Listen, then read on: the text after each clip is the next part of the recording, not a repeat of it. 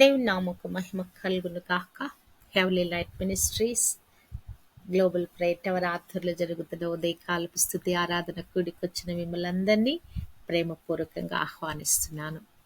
అబ్రహాము దేవుడు, ఇస్సాకు దేవుడు, యాకోబు దేవుడు అనే నామాన్ని మనము ధ్యానిస్తున్నాము.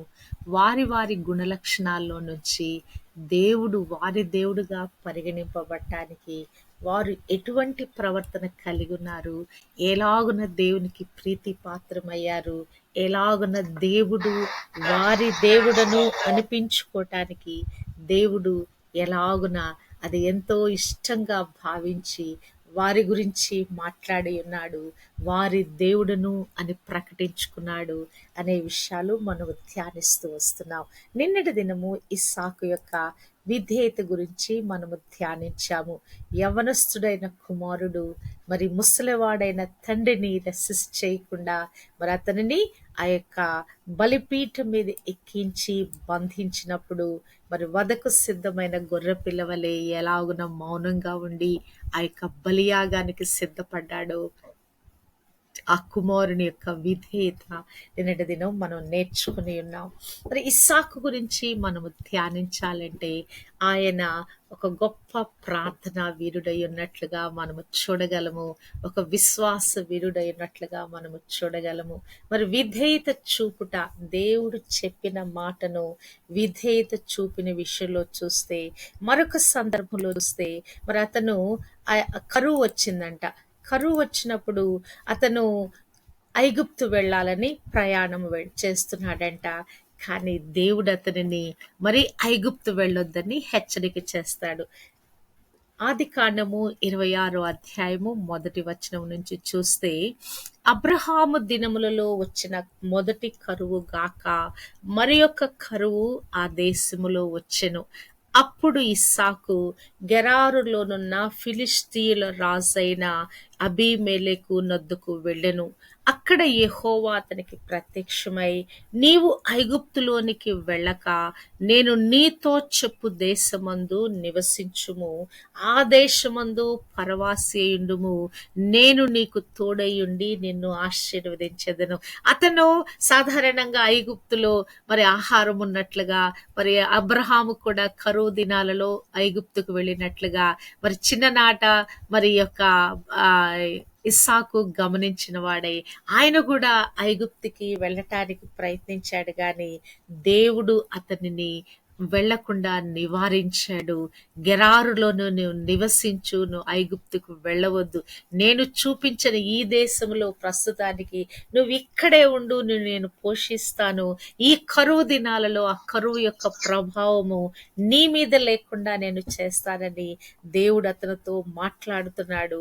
ఎందుకంటే మరి నేను మరి ప్రమాణం చేశాను నీ తండ్రి అయిన అబ్రహాముతో, ఈ యొక్క సంతానానికి ఈ దేశాలన్నీ ఇస్తాను, నేను మరి నీ సంతానాన్ని ఆకాశ నక్షత్రాలుగా చేస్తానని నేను ప్రమాణం చేసి ఉన్నాను గనక నీ సంతానము వలన సమస్త భూమిలోని సమస్త జనులు ఆశీర్వదింపబడతారు అని నేను వాగ్దానం చేసి ఉన్నాను గనక మరి నీవు ఇక్కడే నిలిచి ఉండు అంటే నిజంగానండి మరి దేవుడి యొక్క మాట లోబడి మరి అక్కడ నివసించాడట. 26 అధ్యాయము 6 వచనములో ఇస్సాకు గెరారులో నివసించెను. హల్లెలూయా. దేవుడు ఐగుప్తు వెళ్ళొద్దన్నాడు, ఇక్కడే ఉండన్నాడు, ఆ గెరారులోనే ఆయన నిలిచిపోయాడు. మరి ఆ నిలిచిపోయినందుకు, విధేయత చూపినందుకు మరి అబ్రహాము పొందుకున్న గొప్ప ఆశీర్వాదం ఏంటంటే 12వ వచనములో, ఇస్సాకు ఆ దేశమందున్న వాడై విత్తనము వేసి ఆ సంవత్సరము 100 ఫలము పొందెను. యెహోవా అతనిని ఆశీర్వదించెను గనుక ఆ మనుష్యుడు గొప్పవాడేను. అతడు మిక్కిలి గొప్పవాడగు వరకు క్రమక్రమముగా అభివృద్ధి పొందుచూ వచ్చెను. అసలు అతని యొక్క అభివృద్ధి ఎంతలా ఉందంటే అతనికి గొర్రెల ఆస్తియు, గొడ్ల ఆస్తియు, దాసులు, గొప్ప సమూహమును కలిగినందున ఫిలిష్తీయులు అతని యందు అసూయపడిరి. అబ్బా చూడండి, కరువు ఉందంట. కరువులో ఆయన విత్తనాలు చల్లాడంట. ఆ పొలములో ఆయనకున్నటువంటి ఆ పొలములో విత్తనాలు చల్లితే ఆ సంవత్సరం ఇక్కడ రాయబడిన మాట, ఇస్సాకు ఆ దేశమందున్న వాడై విత్తనము వేసి ఆ సంవత్సరము నూరంతలు ఫలము పొందెను. ఏ సంవత్సరంలో కరువు వచ్చిందో, ఏ సంవత్సరంలో దేవుడు ఇదే స్థలంలో నువ్వు నివసించు అని ఆజ్ఞ ఇచ్చాడు, దేవుని మాటకు నిలబడి ఏ స్థలములో ఏ దేశమందు ఆయన నిలిచిపోయాడో ఆ దేశములో జరిగిన అద్భుతం ఏంటంటే, అతను విత్తనం వేస్తే ఆ యొక్క సంవత్సరం పంటట నూరంతల పంట పండిందంట. నూరంతలుగా ఫలము పొందుకున్నాడంట. అబ్బా చూడండి, కరువులో అసలు పంట ఏమన్నా వస్తుందా? డ్రై ల్యాండ్ లో మరి నీళ్లు లేని ఆ ప్రదేశంలో పంట వస్తుందా? దేవుని మాటకు లోబడితే మరి ఆ చవిటి పరలు కూడా మరి నీటి జలలు కలిగిన ప్రదేశంగా, పచ్చగా పండే ప్రదేశంగా అయిపోద్దండి. దేవుడు మరి పాడైపోయిన వాటిని బాగు చేయవాడు. ఎండిన మరి యొక్క భూమి మీద ప్రవాహ జలములు కుమ్మరించువాడు ఆయన కదా. సర్వశక్తి గల ప్రభుడు, ఆయన ఏమైనా చేయగల దేవుడై ఉన్నాడు. ఆయన మాటకు మనం లోబడితే చాలు, మన యొక్క ఎండిపోయిన మన జీవితము చిగురిస్తుందండి. ఇప్పుడు ఆకులు రాలే కాలానికి వచ్చాం కదా, చాలా చెట్లు ఆకులు రాలిపోతా ఉన్నాయి. కానీ ఆకులు రాలిన తర్వాత మరలా కొద్ది కాలం అయ్యేటప్పటికి మరలా చిగురు పెడతా ఉంటుంది. ఎంత ఈ నేచర్లో ఏదో అది చూస్తూ ఉంటే ఎంత ఆశ్చర్యంగా ఆనందంగా కలుగుద్దు. కానీ మనం కూడా దాని విషయమై మన ఆత్మీయ జీవితాలు కానీ, మన ఆర్థిక పరిస్థితులు కానీ, మన కుటుంబ జీవితాలు కానీ కొన్నిసార్లు ఎండిపోయినట్లుగా అయిపోద్ది. కానీ దేవుడు దానిని మరలా చిగురింప చేస్తాడు. ఎలా చిగురింప చేస్తాడు? ఆయన యందల విశ్వాసం, ఆయన చెప్పింది చెప్పినట్లుగా చేయుట, ఆయన మాటకు విధేయులగుట. ఆయన కరువును చూడాల, అక్కడ పరిస్థితులు చూడాల. దేవుడు చెప్పిన మాటను, ఇదిగో నేను నీ తండ్రికి నేను ప్రమాణము చేశాను, అతనితో చేసిన ప్రమాణము చొప్పున ఇదిగో నీకు నీ సంతానానికి దేశమంతా ఇస్తాను, ఈ ప్రదేశమంతా ఇస్తాను, నేను వాగ్దానము చేసి ఉన్నాను. నీ వలన యొక్క ఈ సంతానమంతా ఈ భూలోకంలో ఉన్న జనాలన్నీ ఆశీర్వదిస్తబడతారని నేను మాట ఇచ్చాను గనక నేను నిశ్చయంగా ఆశీర్వదిస్తాను. ఇస్సాకు, ఇదిగో ఇక్కడ నుంచి నువ్వు ఎక్కడికి వెళ్ళొద్దు అని మరి చెప్పినప్పుడు ఇస్సాకు గెరారులో నివసించెను. ఆ సంవత్సరము మరి అతను ఆ పంట వేసి ఆ కరువు దినాలలో నూరంతల ఫలము పొందెను. యెహోవా అతనిని ఆశీర్వదించెను. అతడు మిక్కిలి గొప్పవాడగు వరకు క్రమక్రమముగా అభివృద్ధి పొందుచు వచ్చెను. దేవుని మాట లోబడుట ఆశీర్వాదము. నిజంగానే విధేయత చూపేవానికి మెండైన దీవెనలు కలుగుతాయండి. క్లాస్లో కూడా టీచర్ పాఠాలు చెప్పినప్పుడు శ్రద్ధగా వినే వాళ్ళ మీద టీచర్కి చాలా మమకారం పెరిగిపోద్ది. ఎవరైతే తిరుగుతున్నారో అల్లరి చేస్తా ఉన్నారో వారిని టీచర్ అంతగా పట్టించుకోదు. కానీ చక్కగా శ్రద్ధగా వింటున్న వారిని, కుటుంబంలో కూడా తల్లిదండ్రులు కూడా బిడ్డలను ప్రేమించే విధానంలో ఎవరైతే విధేయత చూపుతున్నారో వారిని చాలా ఇష్టపడతారు కదా. అటు విధంగా దేవుడు కూడా తన మాట ఎవరు విని ఆ మాటకు లోబడుతున్నారో వారిని ఆయన దృష్టిస్తాడు. ఎవడు దీనుడై యెహోవా మాట విని వణుకుచుండునో నేను వానిని దృష్టించుచున్నానని దేవుడు తన వాక్కును సెలవిచ్చాడు. ఆయన చెప్పిన మాట నిశ్చయముగా నెరవేర్చగల దేవుడు. మన పరిస్థితులు కాదు, మనకు చుట్టూ ఉన్నటువంటి వీటన్నిటిని బట్టి కాదు, కానీ దేవుని నోట నుండి వచ్చే మాట, ఆ మాట కార్యము జరిగిస్తుందని ఎప్పుడైతే మనం విశ్వసించి ఆయన చెప్పిన మాటకు లోబడ్డామో నిశ్చయంగా మన జీవితాలలో అద్భుతాలు పొందుకుంటామండి. మరి అక్కడికి వచ్చిన తర్వాత మరి అంతగా ఆశీర్వదించబడితే ఫిలిష్తీయులకి ఏం కలిగిందంట? అసూయ కలిగిందంట. మనం ఆశీర్వదించబడితే అన్యులే కాదు, రక్త సంబంధాలు కూడా మన మీద అసూయ పడతారండి. ఆ అసూయపడి వాళ్ళు ఏం చేశారట? 15వ వచనములో, అతని తండ్రి అయిన అబ్రహాము దినములలో అతని తండ్రి దాసులు తవ్విన బావులన్నిటినీ ఫిలిష్తీయులు మన్ను పోసి పూడ్చిరి. వారి అసూయ ఎంత తారాస్థాయికి వెళ్ళిపోయిందంటే నీటి ఊటలనిచ్చే, తాగు నీటినిచ్చే ఆ యొక్క బావులను పూడ్చివేసేంత అంతటి అసూయలోకి వారు వెళ్ళిపోయారు. అంతటి వ్యతిరేకతలోకి వాళ్ళు వెళ్ళిపోయారు.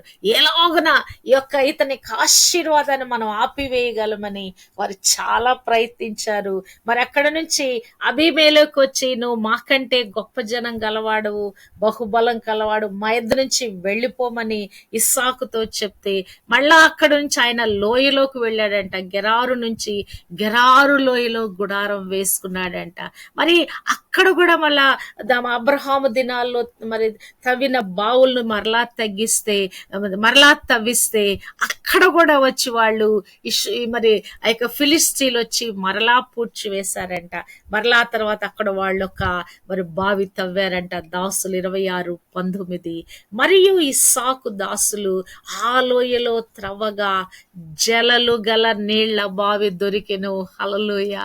అతను ఎక్కడ అడుగు పెడితే అక్కడ ఆశీర్వాదము, ఎక్కడ త్రవితే అక్కడ నుంచి నీటి ఊటలు, ఆ జలలు గల బావి మరి ఆ ఉబికి పారి ప్రవహించేటువంటి ఆ నీటి ఊటలు గల ఆ బావులు అతని చేత తవ్వించబడతా ఉన్నాయి. వారు అసూయ పడే కొద్దీ ఇతను ఇంకనూ అభివృద్ధి చెందుతా ఉన్నాడు. ఇంకనూ అక్కడట గెరారు కాపరులు ఇస్సాకు కాపరులతో జగడమాడి ఈ నీరు మాదే అని చెప్పారంట. అబ్బా చూడండి, నిజంగా లోకం ఎలా ఉందండి. మనకున్నదంతా కొల్లగొట్టడానికి ప్రయత్నిస్తా ఉన్నది.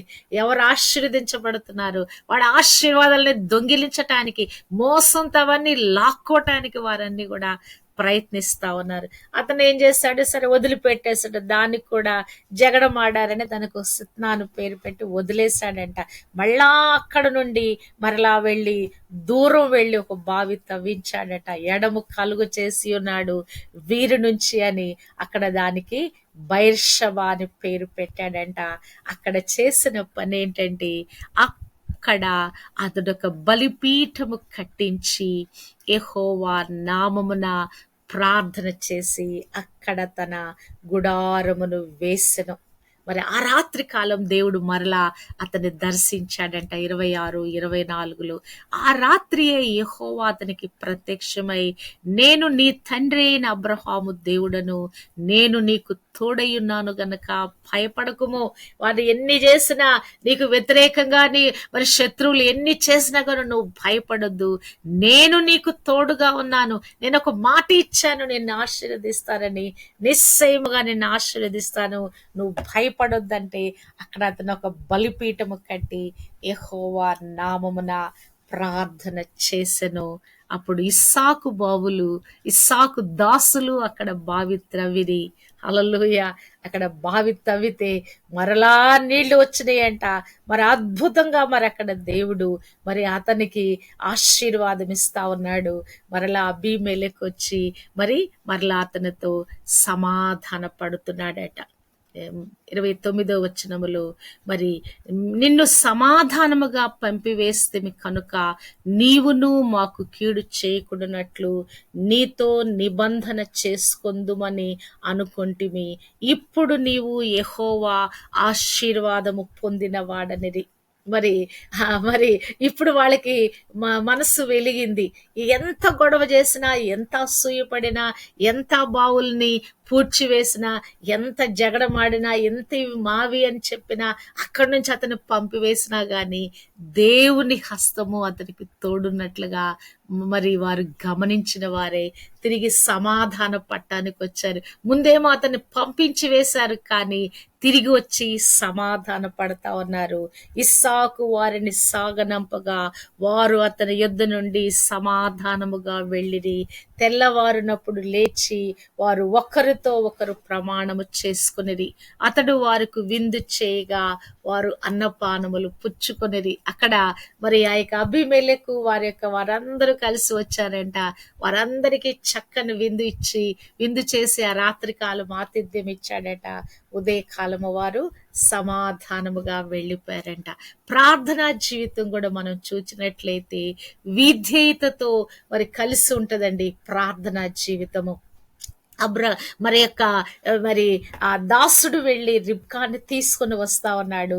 రిబ్కాని తీసుకుని వస్తున్న సందర్భంలో ఆయన బెర్లహోరయి అనే ఒక ప్రదేశంలో ఉంటాడు.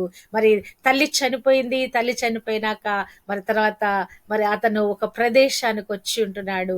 ఆ ప్రదేశంలో మరి ఆ తల్లి గుడారం ఉందట. ఆ తల్లి గుడారం దగ్గర మరి ఆ గుడారం ఉంది. ఈయనేమో ఎక్కడికో ధ్యానించడానికి వెళ్ళాడట. మరి వెళ్ళితే గనక మరి అక్కడ అతను ఏం చేస్తున్నాడు, ఒక చోటుకు వెళ్ళి దేవుని గురించిన ధ్యానములో ఉన్నాడంట, ప్రార్థనలో ఉన్నాడట. మరి 24 అధ్యాయము ఇక్కడ రాయబడిన మాట చూస్తే 62 వచనములో, ఇస్సాకు బెయేర్ లహరోయి మార్గమున వచ్చి దక్షిణ దేశమందు కాపురముండెను. సాయంకాలమున ఇస్సాకు పొలములో ధ్యానింప బయలు వెళ్ళి కన్నులెత్తి చూచినప్పుడు ఒంటెలు వచ్చుచుండెను. అక్కడ ఆయన ఏం చేస్తా ఉన్నాడండి, ధ్యానింప వెళ్ళాడంట. ఆ సాయంకాల సమయంలో తన పొలములో ధ్యానింప వెళ్ళెను కదా. సమయం వ్యర్థపుచ్చకుండా సమయంలో దేవుని ఆరాధించే సమయంలో ఆయన మరి దేవుణ్ణి ధ్యానిస్తా ఉన్నాడు. మరి ఆ యొక్క రిబ్కా ఆయన దగ్గరికి వచ్చేటప్పటికి ఆయన ప్రార్థనలో ఉన్నాడండి. నిజంగానే ప్రార్థనా జీవితం అనే దానికి అది ఎండ్లెస్ ప్రాసెస్.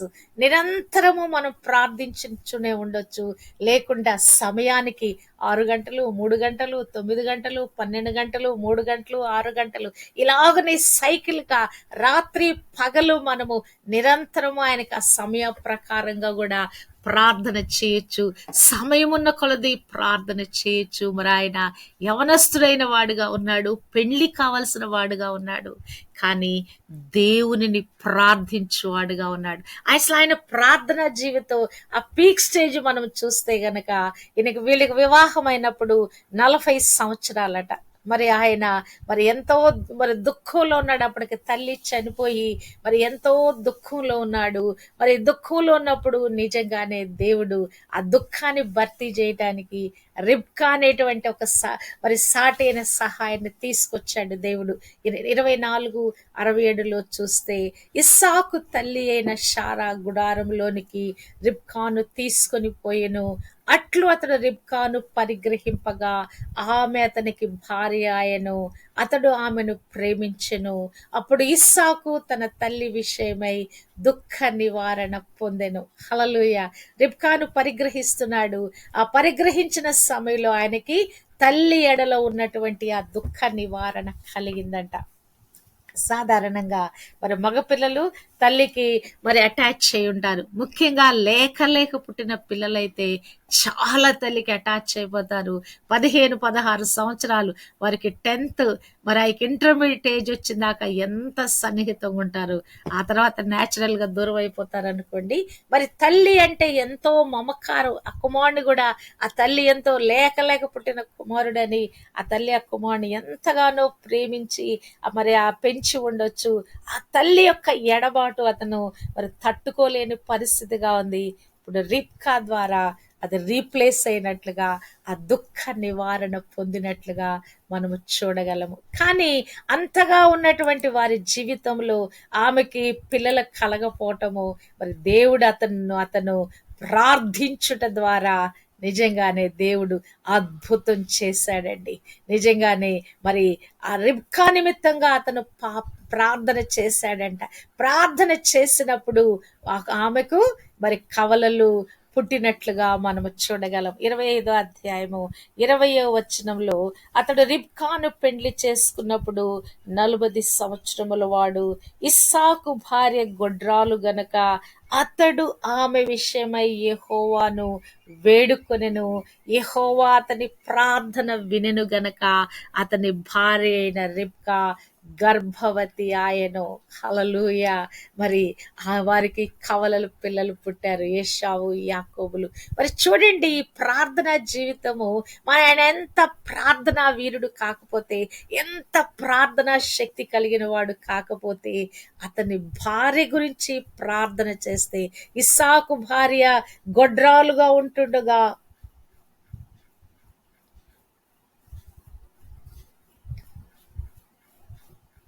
ఇస్సాకు భార్య గొడ్రాలుగా ఉంటుండగా మరి అతడు ఆమె నిమిత్తము యెహోవాను వేడుకొన్నాడట. యెహోవా అతని ప్రార్థన వినెను. ప్రార్థన చేసిన ప్రార్థనను వినబడేటట్లుగా ప్రార్థించే ప్రార్థన శక్తి కలిగిన వ్యక్తిగా ఇక్కడ మనము ఇస్సాకును మనము చూస్తున్నాము. తండ్రి విశ్వాసములో నుంచి, తల్లి విశ్వాసములో నుంచి, ఆ కుటుంబంలో ఉన్న ప్రార్థన, ఆ యొక్క మరి ప్రార్థన అలవాటును బట్టి ఆయన ప్రార్థించే వ్యక్తిగా ఉన్నాడు. అంతేకాదు, ఒక సమస్య వచ్చినప్పుడు ఆ సమస్య గురించి ఆ ప్రార్థన చేయాలనే మనసు కలిగిన వాడుగా ఉన్నాడు.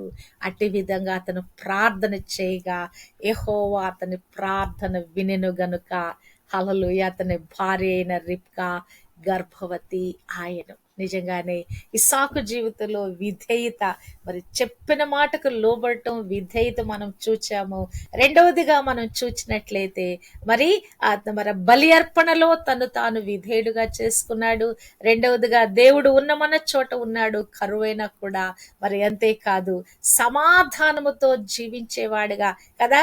అతను కొట్లాడొచ్చు, ఏంటి మేము బావులు మా తండ్రి తవ్వించిన బావులని కొట్లాడొచ్చు, కానీ అతను ఎక్కడా కొట్లాడినట్టు లేదు.